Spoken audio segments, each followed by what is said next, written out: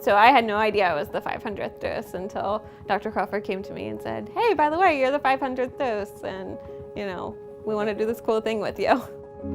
So I'm Sam. I am a therapist. I have SMA type 2. SMA is spinal muscular atrophy, which is a genetic disease that's much like polio. It causes kids to be profoundly weak. And it's curious in that it exists across the range. So there's some babies who get it who won't survive past their first birthday.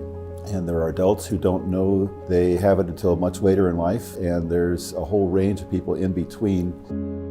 Growing up with SMA, my situation was not awful. For the most part, not a whole lot of physical pain. But over time, I started losing different abilities. So walking, obviously. Then I would crawl places. Eventually, that was pretty much starting to stop by the time I got my spinal fusion. Once I got my spinal fusion, there was a large decrease in ability. Because it was a long process. I was in the hospital for about 3 months and I had lost a significant amount of muscle, which was not good because I didn't really have any to spare.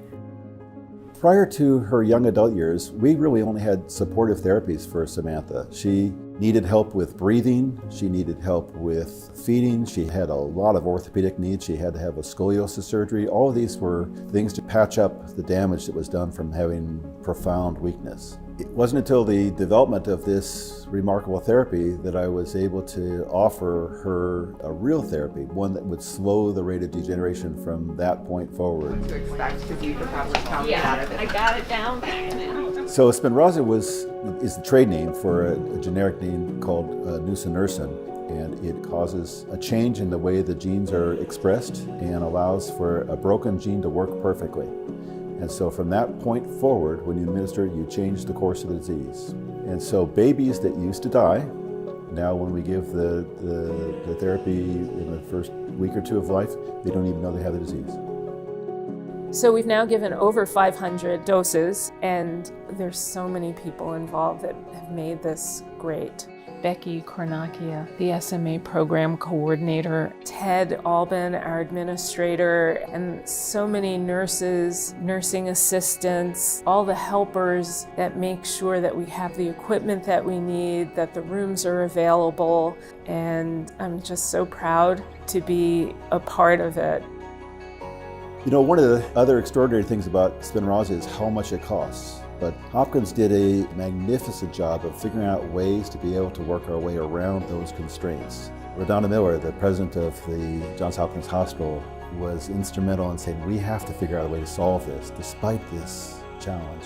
That process took quite a while, but we met the challenge of how to give this drug in all of its complexities. The technical challenges of giving it in with radiology or special anesthesia, and the financial issues, which were substantial.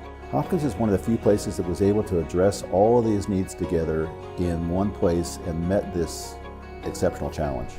I could do a lot of things. I can breathe a little bit easier just knowing that I'm not going to progress the way that I have always been told that I am. I can actually plan things for the future and not just, think that, okay, well, at some point, this is gonna be it. It's gonna be done. And I think everybody has a struggle. Mine is just visual, you can see it. But everybody has something they're struggling with, so they're not letting it get to them, so why should I let mine get to me?